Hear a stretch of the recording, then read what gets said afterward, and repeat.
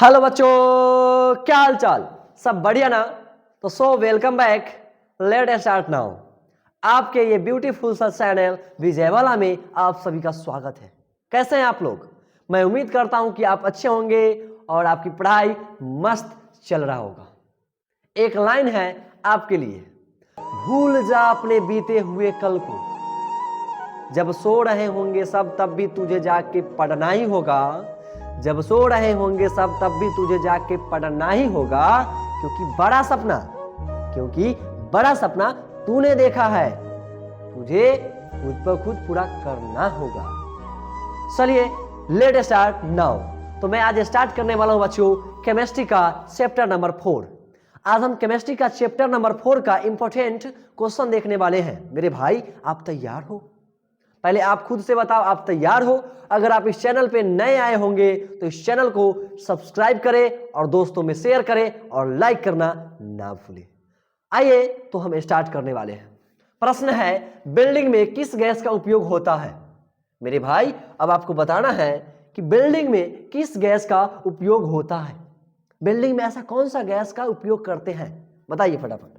Option A है मेरे भाई मीथेन, ऑप्शन बी है एथाइल, ऑप्शन सी है एथेन, ऑप्शन डी है एथीन। आपका राइट आंसर क्या है? तो मेरे भाई आप सभी का जवाब होनी चाहिए एथीन। क्या है मेरे भाई? एथीन। चलिए नेक्स्ट क्वेश्चन है आपके स्क्रीन पे। नेक्स्ट क्वेश्चन है मेरे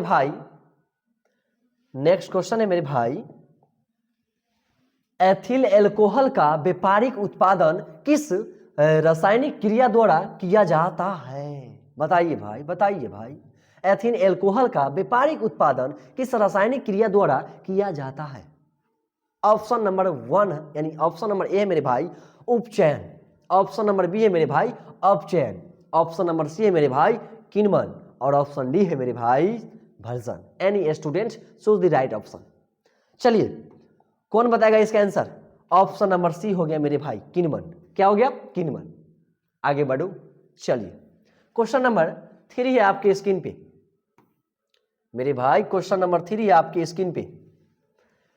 निम्न में से कौन सा यौगिक ईंधन के रूप में इस्तेमाल किया जा सकता है? ईंधन के रूप में इस्तेमाल किए जाते हैं कौन सा यौगिक है?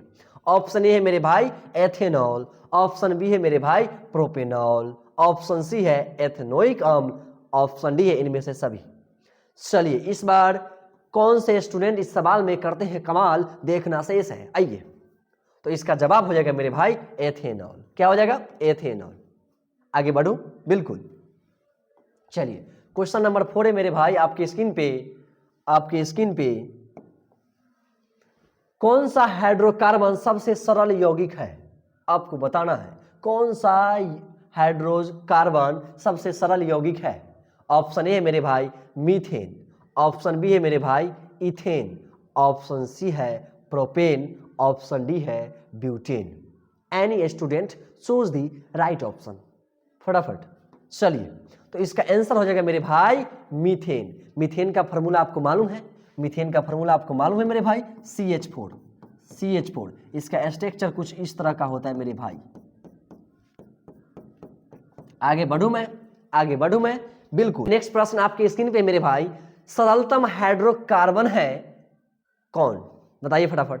क्वेश्चन नंबर 5 है, ऑप्शन है मेरे भाई प्रोपेन, मीथेन, इथेन, ब्यूटेन। चलिए राइट ऑप्शन चूज कीजिए फटाफट। तो इसका आंसर हो जाएगा मेरे भाई सरलतम हाइड्रोकार्बन का आंसर हो जाएगा मीथेन। क्या हो जाएगा? मीथेन। आगे बढ़ू क्या? बिल्कुल। क्वेश्चन नंबर 6 है मेरे भाई आपकी स्क्रीन पे। कार्बन हाइड्रोजन से, सुनना गौर से, कार्बन हाइड्रोजन से संयोग कर बनाता है। अब आपको बताना है कि जब कार्बन हाइड्रोजन से जब संयोग करता है तो क्या बनाता है? आयनिक यौगिक, हाइड्रोकार्बन, हैलोजन, अम्लराज। बताओ तो तुम राज, इसका आंसर क्या होगा? तो इसका आंसर होगा सर हाइड्रोकार्बन। क्या होगा? हाइड्रोकार्बन। चले मैं आगे बढ़ूं। चलिए क्वेश्चन नंबर 7 है मेरे भाई। क्वेश्चन नंबर 7 है, इथेन में कितने सहसंयोजक अबंधन? अबंध है, अबंध है। अब आपको बताना है मेरे भाई कि इथेन में कितने संयोजक अबंध है। तो पहले जान लो मेरे भाई कि इथेन का जो फार्मूला होता है मेरे भाई C2H6। जब आपसे पूछे इथेन का अबंध तो थोड़ा इस पे थोड़ा मैं समझाने के लिए बताता हूं कि 2 कार्बन है मेरे भाई, तो मैं थोड़ा स्ट्रक्चर बना लेता हूं। 2 कार्बन का स्ट्रक्चर मैं बना लेता हूं, पहले गौर से देखिएगा। धीरे धीरे से मेरे जिंदगी में आना, गौर से देखना।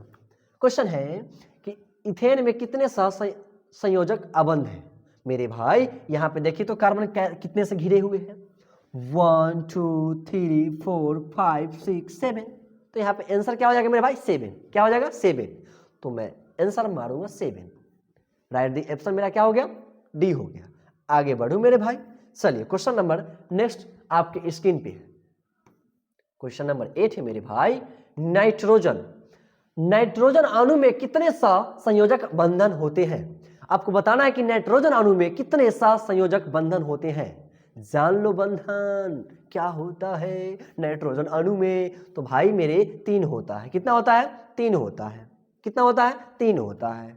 चलिए जब भी आप एग्जाम में बैठे, जब भी आप एग्जाम हॉल में जाए तो आपका इस तरह का प्रश्न छूटनी नहीं चाहिए। आइए नेक्स्ट प्रश्न है आपकी स्क्रीन पे मेरे भाई, नेक्स्ट प्रश्न है आपकी स्क्रीन पे। आइए, सबसे कठोरतम तत्व कौन है। सबसे कठोरतम तत्व कौन है आपको बताना है मेरे भाई। सबसे कठोरतम तत्व कौन है। ऑप्शन ए है मेरे भाई पत्थर। कोई पत्थर से न मारे मेरे दीवाने को। आ गया ना याद, आ गया ना याद। चलिए क्वेश्चन 9 है, सबसे कठोरतम तत्व कौन है। ऑप्शन ए है पत्थर, ऑप्शन बी है हीरा, ऑप्शन सी है कार्बन, ऑप्शन डी है ऑक्सीजन। अगर ये पूरी क्लास आज करते हैं तो 1 शॉट में इसको मैं निपटा दूंगा, 1 शॉट में इसे निपटा दूंगा और ये क्लास करने में आपको बहुत ही मजा आने वाला है बच्चों। तो पहले इसका जवाब बताइए। तो इसका आंसर हो जाएगा हीरा। हीरा। कोई पत्थर से न मारे मेरे हीरा को। थोड़ा मस्ती करना है और आगे ऐसे ही बढ़ जाना है। चलिए क्वेश्चन नंबर नेक्स्ट है मेरे भाई। क्वेश्चन नंबर नेक्स्ट है मेरे भाई, अक्रिय। अक्रिय तत्व कौन है बताइए मेरे भाई। अक्रिय तत्व कौन है। ऑप्शन नंबर ए है कार्बन, ऑप्शन नंबर बी है हीलियम, ऑप्शन नंबर सी है सोना, ऑप्शन नंबर डी है हाइड्रोजन। अब इसका आंसर कौन है कोना में, बताओ मेरे भाई, बताओ मेरे भाई। इसका आंसर हो जाएगा हीलियम। क्या हो जाएगा, हीलियम। अक्रिय तत्व है हमारा हीलियम। कोई दिक्कत मेरे भाई नहीं ना। आगे बढ़ू। क्वेश्चन नंबर नेक्स्ट है आपके स्क्रीन पे, क्लोरीन की संयोजकता क्या है। इस पे मैं थोड़ा टाइम लूंगा। आइए पहले नंबर बात तो क्लोरीन मैंने लिखा। क्लोरीन का एटॉमिक नंबर आपको याद है, परमाणु संख्या। बिल्कुल मैं जान रहा हूं कि मेरे बच्चे लोग को याद होगा। क्लोरीन का परमाणु संख्या मेरे भाई एटॉमिक नंबर हो गया 17। आप जानते हैं कि पहला कक्षा में 2, इसको हम करेंगे इलेक्ट्रॉनिक विन्यास। पहला कक्षा में 2 इलेक्ट्रॉन, दूसरा कक्षा में 8 इलेक्ट्रॉन और तीसरा कक्षा में यहाँ पे कितना इलेक्ट्रॉन देंगे मेरे भाई 7। तो मेरे पास में एक ट्रिक है कि जब भी बाह्यतम कक्षा में 1 2 3 4 हो तो वही मेरा संयोजकता हो जाता है। लेकिन यहाँ देखो मेरे भाई बाह्यतम कक्षा में 7 इलेक्ट्रॉन है, तो इस जगह पे मैं एक छोटा सा ट्रिक लगाऊंगा मुन्ना। देखो क्या कि 8 में से घटा देना है। जब बाह्यतम कक्षा में 4 से अधिक है तो 8 में से घटा देनी है। अब यहाँ पे 7 आया बाह्यतम कक्षा में इलेक्ट्रॉन, तो इसको घटा दो।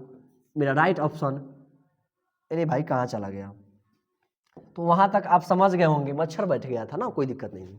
तो 8 में से 7 घटा देंगे तो कितना हो जाएगा मेरे भाई 1 हो जाएगा, 1 हो जाएगा।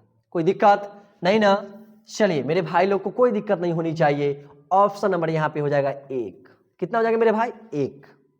इस ट्रिक से आप सारे प्रश्न को निचोड़ देंगे, मुझे विश्वास है। आइए नेक्स्ट सवाल की ओर बढ़ते हैं। क्वेश्चन नंबर 12 है मेरे भाई, जैव गैस के मुख्य अवयव होते हैं। जैव गैस के मुख्य अवयव होते हैं, अवयव के बारे में बताना है मेरे भाई। तो इसका राइट ऑप्शन हो जाएगा, बताइए क्या होगा। ऑप्शन ए है ब्यूटेन, ऑप्शन बी है मेरे भाई प्रोपेन, ऑप्शन सी है मेरे भाई मीथेन, ऑप्शन डी है मेरे भाई एथेन।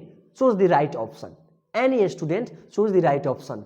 बता मुन्ना इसका जवाब क्या होगा? तो सर इसका जवाब होगा मीथेन। क्या होगा? मीथेन। आगे बढ़ू मेरे भाई, बढ़ू आगे, बिल्कुल ऐसा ही आगे बढ़ जाना है मेरे भाई।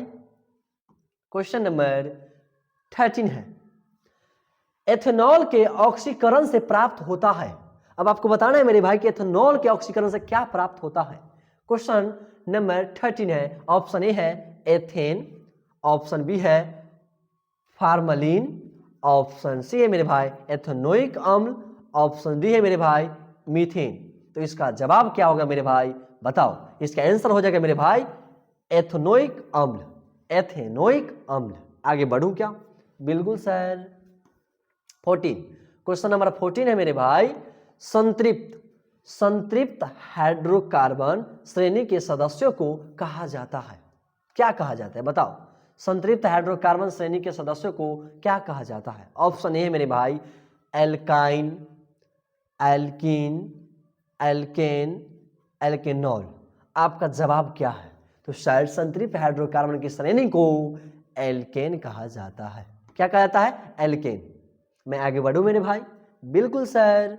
क्वेश्चन नंबर 14 है, देखिए आपकी स्क्रीन पे क्वेश्चन नंबर 14 आपकी स्क्रीन पे गया। आप जरूर एकदम गरूर की तरह देखिए उसको। आइए, घरेलू गैस का प्रमुख अवयव है। घरेलू गैस वही भाई एलपीजी, एलपीजी। ऑप्शन ए है मीथेन, ऑप्शन बी है ब्यूटेन, ऑप्शन सी है एथेन, ऑप्शन डी है प्रोपेन। तो आपको पता होगा मेरे भाई, आपको पता होगा कि इसका आंसर यहाँ पर दोनों होगा, ब्यूटेन भी होगा और प्रोपेन भी होगा और एक पेंटेन भी होता है। दिमाग में इसको मेंटेन रखिए, मेंटेन रखिए भाई। घरेलू गैस का प्रमुख अवयव के बारे में बोला जाए तो यहाँ ऑप्शन नंबर दोनों होना चाहिए, लेकिन नहीं है। फिर भी ये भाई को धोखा कोई दे नहीं सकता, क्योंकि पढ़ता है विजय वाला से। अगर आप अपनी पढ़ाई से तंग है तो जुड़िए ना VW के संग, अपने दोस्तों को भी जोड़िए, कोई दिक्कत नहीं होगा। ऑब्जेक्टिव तो दानादान मारिएगा। चलिए आगे बढ़ते हैं मेरे भाई। नेक्स्ट सवाल है आपकी स्क्रीन पे, बहुत ही आसान प्रश्न है आपके साथ। प्रश्न नंबर 16 है, कार्बन की संख्या कितनी होती है? ये लो, कार्बन की संख्या पूछ रहा है, तो कार्बन की संख्या बता मेरे भाई, एटॉमिक नंबर वही। तो ऑप्शन नंबर हो गया सी, कार्बन की परमाणु संख्या होती है 6। कोई दिक्कत नहीं ना? चलिए हम लोग आज फंटास्टिक स्टाफ से पढ़ने वाले हैं हिसाब से। आइए, क्वेश्चन है मेरे भाई, आयोडीन को निम्नलिखित में किस द्रव को घोलने से टिंचर आयोडीन बनता है? अब दिमाग में होगा धिन टिकचक टिकचक, वही बात, टिंचर आयोडीन क्या होता है सर? तो तुम जान लो मुन्ना, आयोडीन टिंचर का मतलब होता है, आप लोग देखे होंगे डॉक्टर साहब को झोला में से जब निकालते हैं, जब हमारा पैर ना फूट जाता था, घाव को साफ करते थे, उसी को बोलते हैं आयोडीन टिंचर। लेकिन यहाँ पूछ रहा है कि आयोडीन टिंचर किसके घोलने से बनता है मेरे भाई? ऑप्शन ए है क्लोरोफॉर्म, ऑप्शन बी है मेरे भाई ईथर, ऑप्शन सी है कार्बन टेट्राक्लोराइड, ऑप्शन डी है एथिल एल्कोहल। बताओ ना भाई, प्लीज बताओ ना इसका आंसर। इसका आंसर हो जाएगा मेरे भाई एथिल एल्कोहल। कोई दिक्कत? अभी तक कोई दिक्कत नहीं ना? आगे बढ़ता हूं। चलिए नेक्स्ट सवाल है आपकी स्क्रीन पे, नेक्स्ट सवाल है आपकी स्क्रीन पे, सामान्यतः एथेनॉल को क्या कहा जाता है?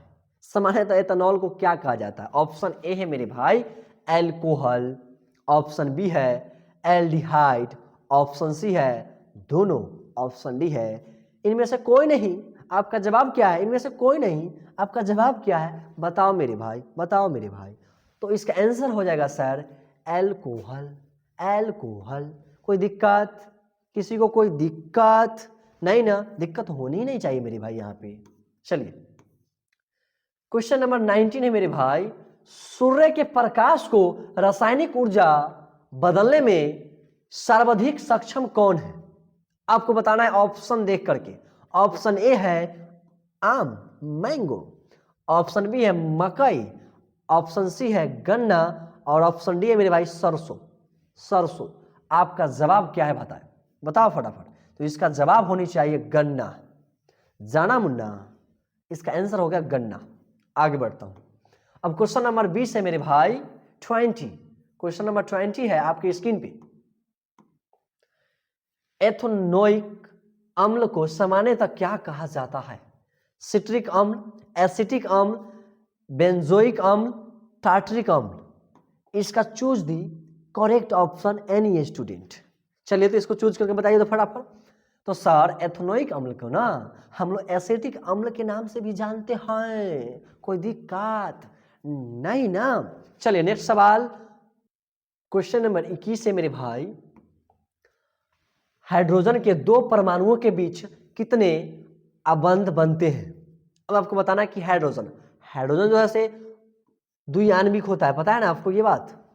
तो इसका अबंध जो बनेगा मेरे भाई एक बनेगा। कितना बनेगा? एक बनेगा। कोई दिक्कत किसी को नहीं ना। चलिए आगे बढ़ते हैं। क्वेश्चन नंबर नेक्स्ट है आपकी स्क्रीन पे। निम्नलिखित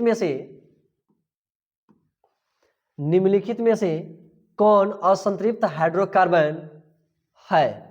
निम्नलिखित में से कौन असंतृप्त हाइड्रोकार्बन है? ऑप्शन ए है मेरे भाई मीथेन, ऑप्शन बी है मेरे भाई एथेन, ऑप्शन सी है मेरे भाई एथीन।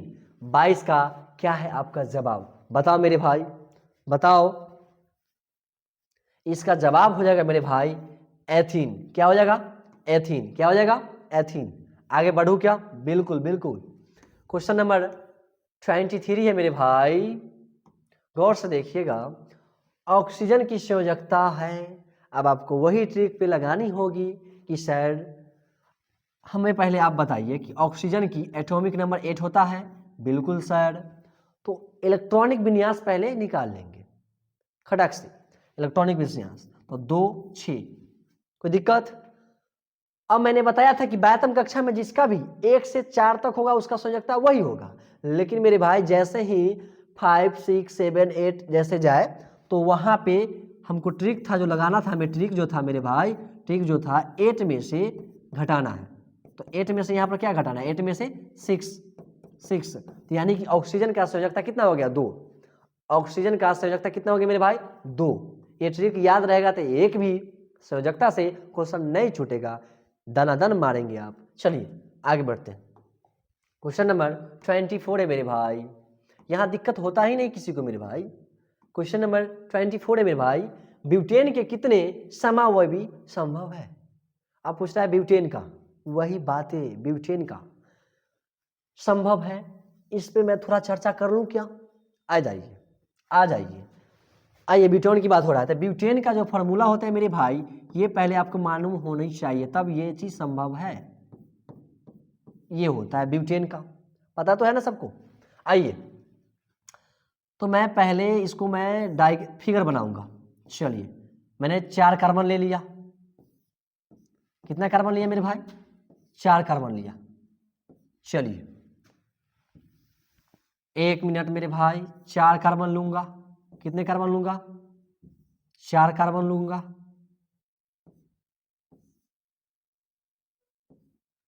चार कार्बन लूंगा। अब यहां पे कितना हाइड्रोजन लगा दूं? 3। यहां पे कितना लगा दूं? 2। यहां पे कितना लगा दूं मेरे भाई? 2 लगेगा। यहां पे कितना लगेगा मेरे भाई? 3 लगेगा। तो इस अवस्था में मैं इसको क्या बोलता हूं? N butane. क्या बोलते हैं मेरे भाई? N butane. एन ब्यूटेन बोलते हैं, आपको पता होना चाहिए। पहला एक संभव हो गया हमारा, समावयवी संभव हमारा पहला हो गया, ये एक हो गया। दूसरा देखने वाले क्या बनेगा? तो 3 गो कार्बन इस बार लेने वाले हैं। कितना कार्बन लेंगे मेरे भाई? 3 गो कार्बन लेने वाले हैं। अब गौर से देखना है, यहां पे कितना हो जाएगा मेरे भाई? यहां पे 3 हो गया। यहां पे कितना हो जाएगा मेरे भाई? यहां पे हमको गौर से देखना है, यहीं पे तो खेल है। अब आ जाइए, यहां पे 3 हो गया मेरे भाई और यहां पे हमारा हो गया, ये देखो ये देखो ये देखो। अब गिनते हैं, 3 हाइड्रोजन, 4 4 3 7 और 3 10, पूर्ण गया मेरा हाइड्रोजन। इस अवस्था में हम इसको क्या बोलते हैं पता है आपको? आइसोब्यूटेन बोलते हैं इसको। क्या बोलते हैं मेरे भाई? आइसोब्यूटेन बोलते हैं, पता है आपको? आइसोब्यूटेन बोलते हैं। तो हमारा पहला एक संभव हुआ, दूसरा ये संभव हो गया। इसका मतलब यही चीज पूछ रहा है कि समा वही संभव है, तो 2 हो गया। तो इसका राइट आंसर क्या हो जाएगा मेरे भाई? 2 हो जाएगा। किसी को कोई दिक्कत? यहां दिक्कत होनी ही नहीं चाहिए। चलिए 25 क्वेश्चन नंबर आपके स्क्रीन पे है मेरे भाई। क्वेश्चन है कि कार्बन की संयोजकता होती है। अब लो भाई, कार्बन की संयोजकता इस बार तुम ही बता दो वीडियो को पॉज करके। तो सर कार्बन की एटॉमिक नंबर 6 होता है। पहला कक्षा में 2 इलेक्ट्रॉन, पहले इलेक्ट्रॉनिक विन्यास कर लेंगे फटाक से। पहला कक्षा में 2 इलेक्ट्रॉन और दूसरा कक्षा में 4 इलेक्ट्रॉन। तो 4 और 2 6 ना हो गया जी। क्षमता तो है 8 तक रखने का, लेकिन यहाँ पे काम बन गया, 6 था, काम बन गया। अब पूछ रहा है कि कार्बन की संयोजकता कितना होगा, तो मैंने ट्रिक दिया था कि 1 से 4 तक, यानी कि मैंने ट्रिक दिया था कि 1 2 3 4, अगर 4 तक बाह्यतम कक्षा में इलेक्ट्रॉन जाता है तो वही संयोजकता होगा। तो मेरे भाई यहाँ पे 4 है, तो कार्बन का संयोजकता कितना हो जाएगा सर? 4 हो जाएगा। कोई दिल में विचार है क्या? नहीं ना? आगे बढ़ूं क्या? बिल्कुल सर। मैं उम्मीद करता हूं कि सभी बच्चे को अच्छे से प्रश्न बन रहे होंगे। आइए क्वेश्चन नंबर 26 है, डालडा में उपस्थित वसा अम्ल किस प्रकृति का होता है? ऑप्शन ए है संतृप्त, ऑप्शन बी है मेरे भाई असंतृप्त, ऑप्शन सी है आंशिक संतृप्त और ऑप्शन डी है अति संतृप्त। तो आपका जवाब क्या है बताइए फटाफट। इसका जवाब हो जाएगा आप सबका संतृप्त। क्या हो जाएगा मेरे भाई? संतृप्त। आगे बढ़ू क्या? बिल्कुल सर। क्वेश्चन नंबर 27 है मेरे भाई। क्वेश्चन नंबर 27 है, कैल्शियम कार्बाइड जल के साथ अभिक्रिया करके देता है। जब कैल्शियम कार्बाइड जल के साथ अभिक्रिया करेगा तो क्या देगा? Alkane, ethane, ethene, ethyne. आपका जवाब क्या है मेरे भाई? फटाफट कमेंट कर दीजिए आप लोग। तो 28 का ऑप्शन नंबर हमारा हो जाएगा, यानी 27 का, सॉरी 27 का ना, 27 का इसका आंसर हो जाएगा एथाइन। क्या जाएगा मेरे भाई? एथाइन। आगे बढ़ू क्या? बिल्कुल सर। अब क्वेश्चन नंबर 28 है आपकी स्क्रीन पे, गौर से देखिए आप लोग। आइए चलिए क्वेश्चन नंबर 28 देखिएगा, आपकी स्क्रीन पे है।